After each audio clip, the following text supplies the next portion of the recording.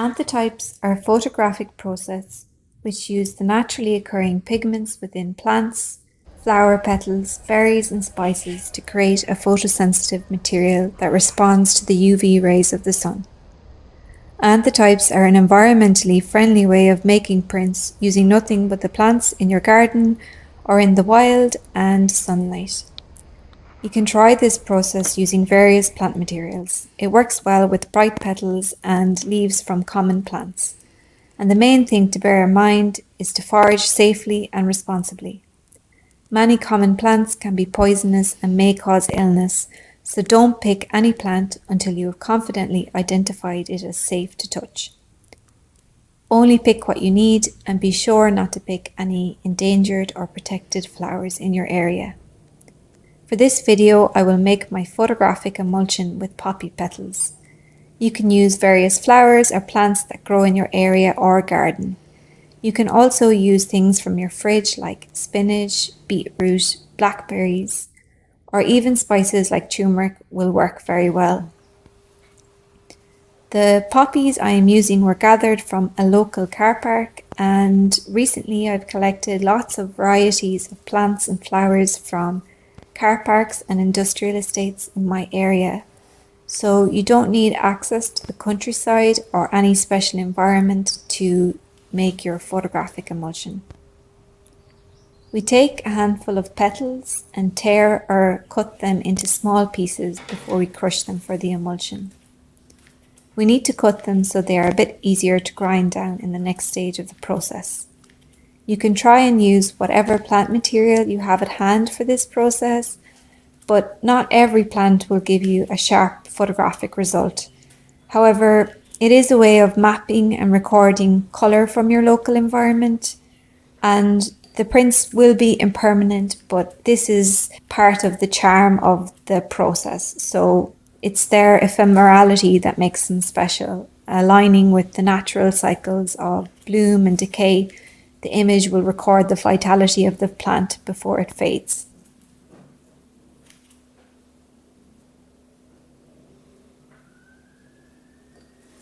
We need to use a few drops of alcohol for the mixture.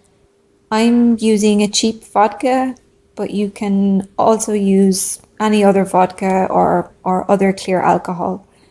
The alcohol will help to release the chlorophyll within the plant to make our light sensitive emulsion. You can also use water, but vodka tends to be more effective. If you're using berries or another juicy plant, the water content will be high, so you don't need to use any alcohol, just maybe a drop of water to loosen up the mixture.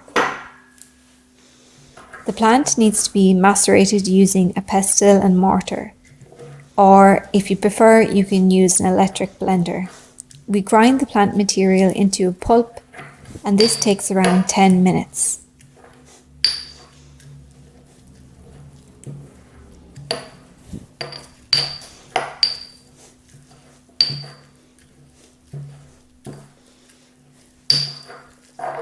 The material should be a pulpy wallpaper consistency, and once that's ready, we need to filter and drain the solution.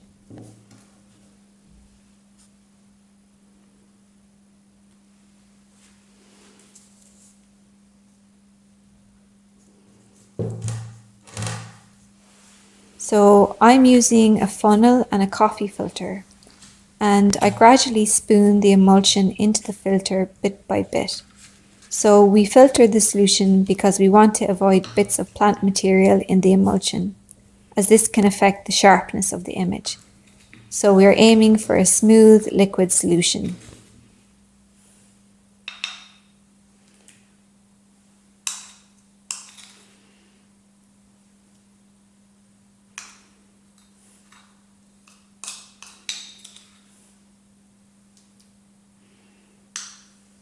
You can pour any excess liquid from the mixture back into the filter, and initially we can just allow it to percolate and drip into a jar.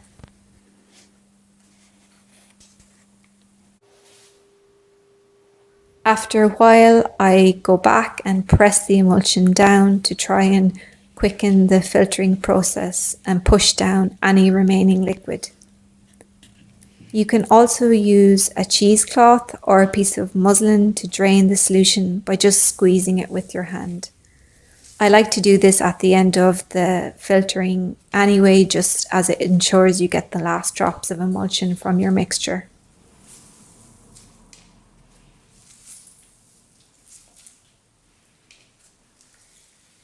Some people like to keep the pulp to make their own paper, so you can leave the pulp aside, and when the emulsion is fully drained, we're then ready to prepare our paper for coating.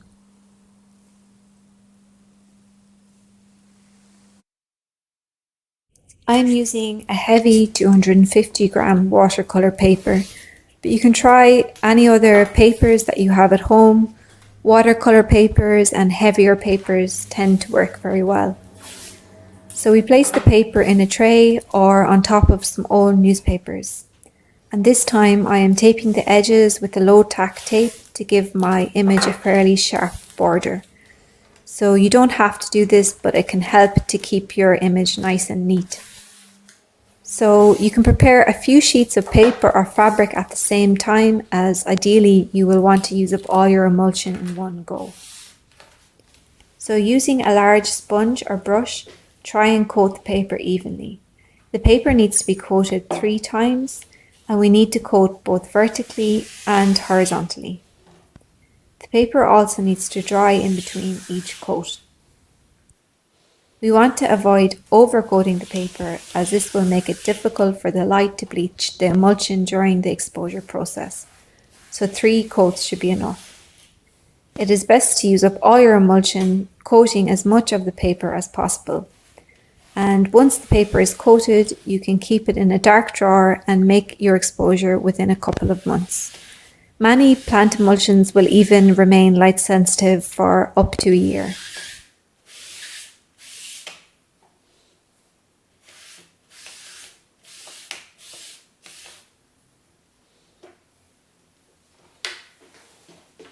So once the paper is dry, you might want to take a photo to record the colour of the emulsion before the exposure, as this will help you to understand when the exposure is ready, as the colour of the emulsion will have changed.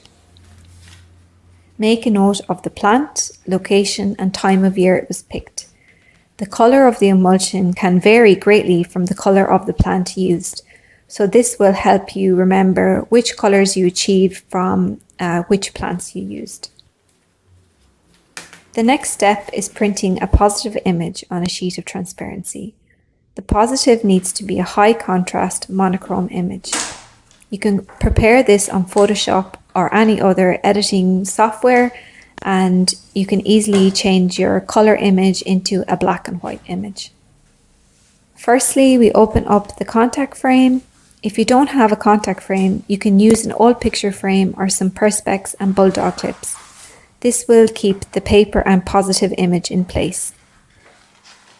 Place the positive against the glass and adjust as needed. We then take the sheet of emulsion paper, placing the emulsion facing the glass.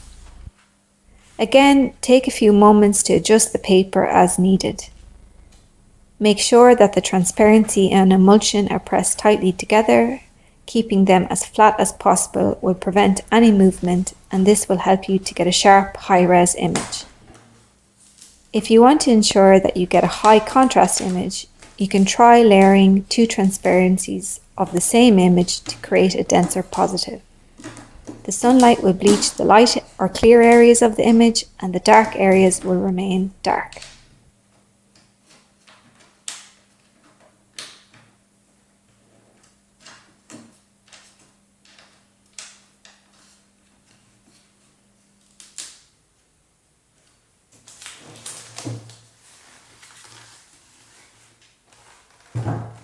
Place the frame outside in direct sunlight. If you don't have an outside space, you can make your exposure from the windowsill, as long as the glass is not UV resistant. Leave the frame at a 45-degree angle. You may need to move this throughout the day as the sun changes position in your garden. You can take the frame inside if it rains and then just return it when the sun is back and it will continue to expose. For this poppy emulsion, I have left the frame outside for around 3 full days of sunlight. So I made this during sunny June weather and the UV index reading was between 7 and 9 on these days. So you can check the UV index on Met Office or any other weather apps. So if you want to get this fairly accurate recording of how much sunlight your exposure needed.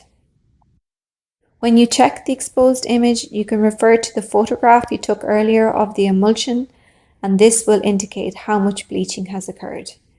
If there is a strong contrast between the light and dark areas, the print is probably ready.